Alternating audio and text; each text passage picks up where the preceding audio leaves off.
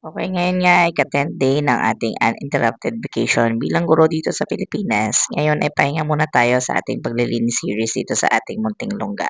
Ngayong araw kasi ay schedule namin ng pagkuha ng ayuda ay cash incentive pala mula sa ating provincial government. Kaya naman samahan niyo ako ngayong araw sa aking Get Ready With Me episode.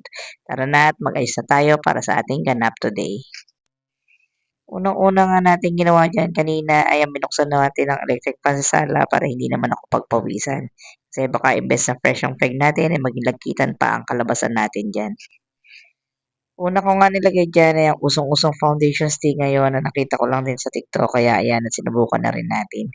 Sumunod kong itinapon sa mukha ko ay ang baking powder ng Vice Cosmetics para naman maset ang foundation na ipinahid natin kanina.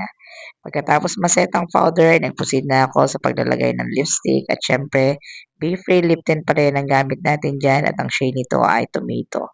Gusto ko kasi na kasing pula ng kamatis ang kalabasan ng aking nguso. Okay, sumunod nga natin ginawa diyan ay ang paglalagay ng blush on. Sa totoo lang, karamihan sa mga ginagamit ko ay nakiuso lang talaga ako. Pero may mga products talagang nagustuhan ko na kaya paulit-ulit ko na silang in-order. Tulad na lamang ng lip tint at cream blush na yan. Bet na bet ko talaga ang mga products na ito. At kaya naman na yan, bumibenta na yan sa TikTok Shop at sa aking Shopee affiliate. Matapos nating papulahin ng ating mga pisngi, sinunod na natin ang pagkikilay. Ang product na gamit ko rito ay talagang mabenta na rin sa aking Shopee affiliate marketing. Gustong-gusto ko ito sa aking daily errands dahil nahuhulman ito ng perpekto ang aking kilay. Ayan, after nga nating mag-drawing ng kilay natin diyan ay nilaminate na natin ang ating kilay gamit tong eyebrow soap na binili lang din natin sa online. Pinahitan ko na rin ang aking kilay gamit ang rechargeable electric mini razor. Kung noon ay nagtitiyaga lamang ako sa blade, ngayon ay hindi na ako nasusugatan dahil sa razor na ito. So, mas safe siyang gamitin at mas convenient pa. I-recharge mo lang talaga. Matapos ang pag-aayos ng aking mukha ay naghanap na ako ng pampaan na babagay sa aking OOTD.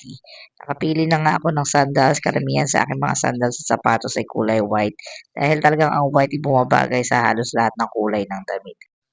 O ayan nga, tinugasan muna natin 'tong sandals na gagamitin natin dahil sa dami ng alikabok habang siya ay nakalagay do'n sa shoe organizer natin. Pinunasan na rin nga natin 'yan para tuyo naman natin, isusuot 'yan. So ayan, tingnan niyo yung itsura niya kapag nakasuot na, napaka-cute tignan niyan. Pero madalang ko lang po 'yan isuot kasi hindi naman talaga ako mapalasuot ng mga may ayan, sumunod na nga natin ginawa diyan, ayan nagsuklay tayo ng buhok at napakarami talagang nalalagas ng buhok sa'kin sa kada suklay ko.